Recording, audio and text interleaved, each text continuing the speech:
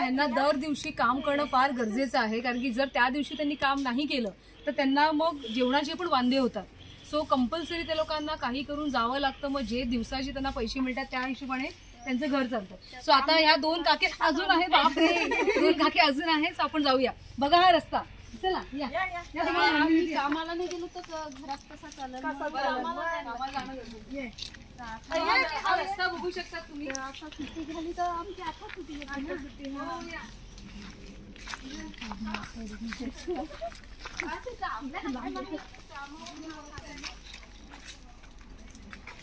आपली कामाचा